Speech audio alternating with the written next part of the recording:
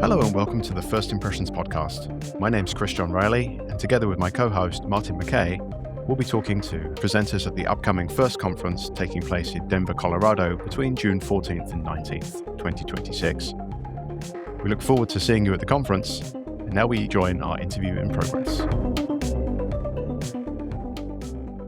Hello and welcome to the First Impressions podcast. I'm Martin McKay, your host, and I am talking today to Julie, Agnes Spark, and Greg Foss from Datadog. And your talk is Critical SaaS, Critical Blind Spots. Julie, I'll start with you. Can you give me an idea of what exactly is it you mean? Because that covers a lot of territory. I know it does. I think at Datadog, I've been really focused on SaaS logs and threat detection. And even with like the pivots, we've been seeing more into attackers focusing on how they can get into applications that you don't actually own and exfiltrate data. There's a lot of patterns across different SaaS apps, but there's also a lot of visibility gaps. And I often find that people who suffer incidents or who are threat hunting for the first time actually haven't taken a deep dive into their SaaS logs and understand their visibility, things they need to focus on. So we really want to give an idea of current campaigns and then the themes within your SaaS logs that you can hunt on, right? Detections on, and some of the visibility gaps you might have. We're seeing a lot of evidence right now of attacks happening, of being very complex and happening through SaaS. This makes your talk a very timely talk, doesn't it?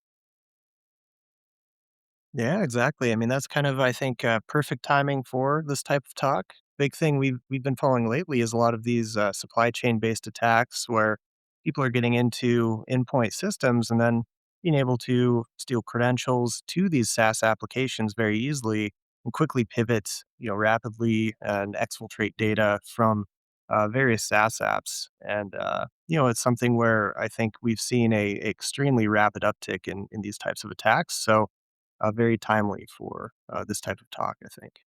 Yeah, and actually, when I first met the talk, we were seeing all the shiny hunters activity against Salesforce, and some other applications, and we've kind of just seen the uptick with Team PCP, and even like non-big campaigns, with people like exposing personal access tokens on GitHub by accident, or like again on developer machines.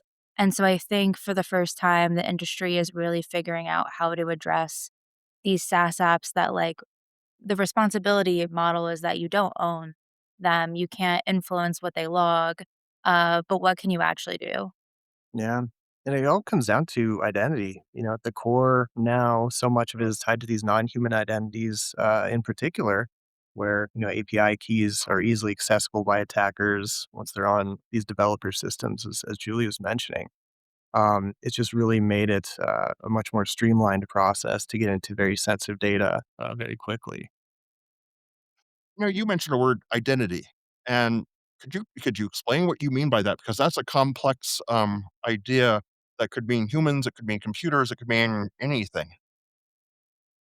Yeah, no, it's a great question, Martin. I think that is the toughest problem we're wrangling with today, because identity now is truly like the actual perimeter for all of these defensive topics that we're talking about here.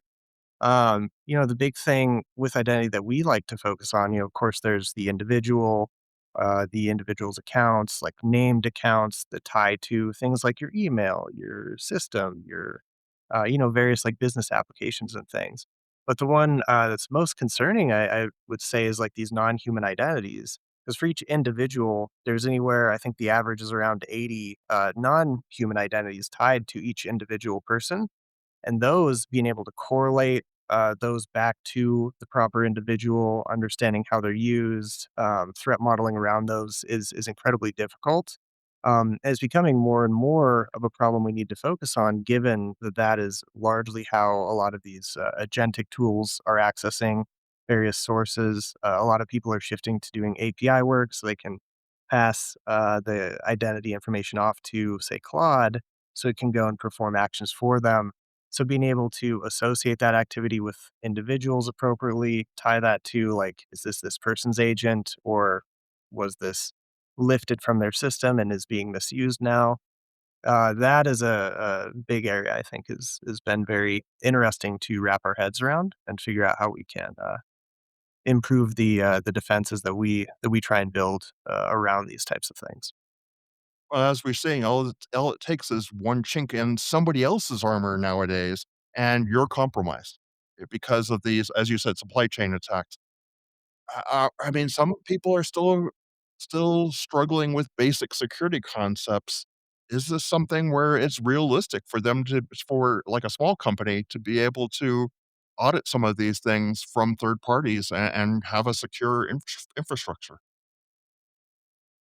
Yeah, I think for smaller companies, what I really recommend, and honestly it applies to bigger companies that have less bandwidth on their security teams, is choosing 2 to 3 critical SaaS applications. So usually it's like GitHub, maybe Salesforce, maybe Okta, and really understanding where your data lives and what your usage is.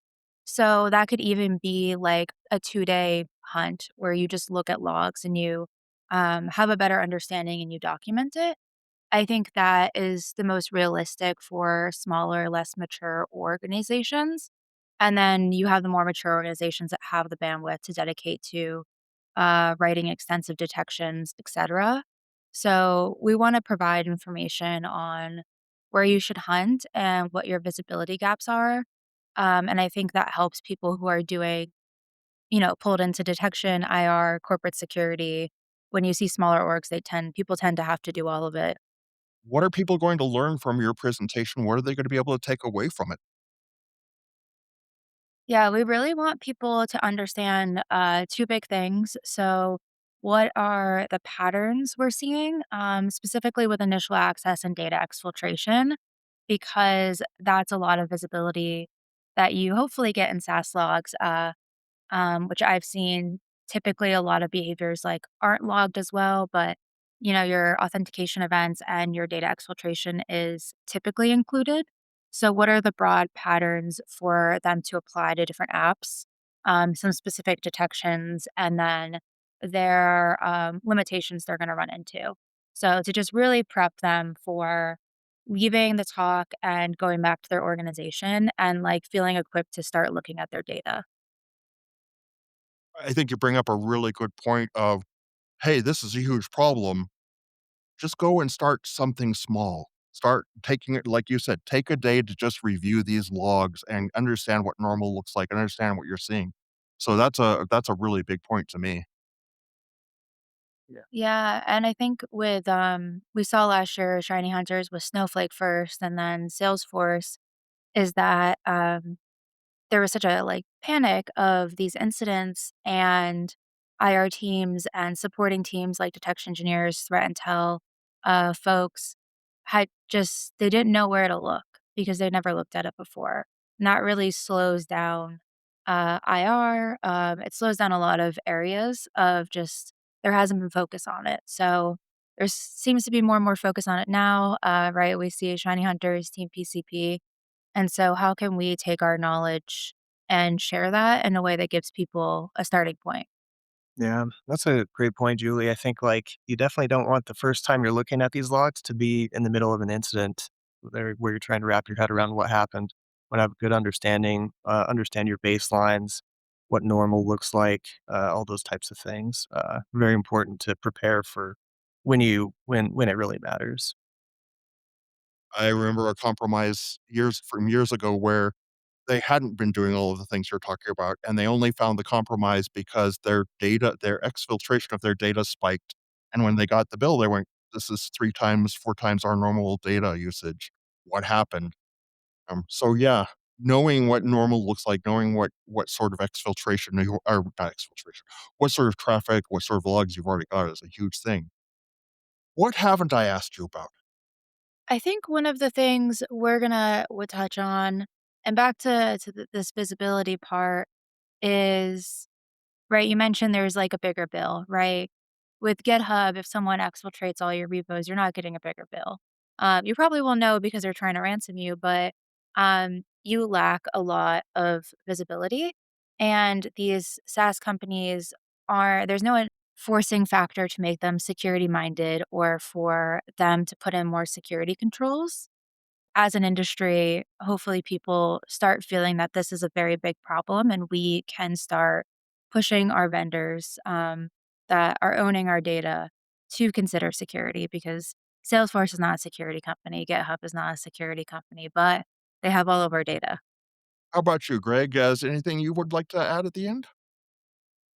Yeah, I think Julie hit the nail on the head. The other thing I think is really important is understanding those visibility gaps that exist within some of these logs. One of the areas that we'll talk about more in our talk is actually some of these undocumented logging attributes, I guess we could call them, but things like that that are introduced but never publicized in any way. So I think that component of really understanding the data, continuing to recursively review what you're collecting was just very important to see, what new detection opportunities arise that companies are adding out there that may not be shared as widely as we would hope in the industry. There's always more to do. I've been talking with Julie Agnes Sparks and Greg Foss from Datadog, and your talk is Critical SaaS, Critical Blind Spots, and that will be on June 18th at 14:20 to 15:05. Thank you both very much for joining me this morning. Thanks for having us. Yeah, thanks.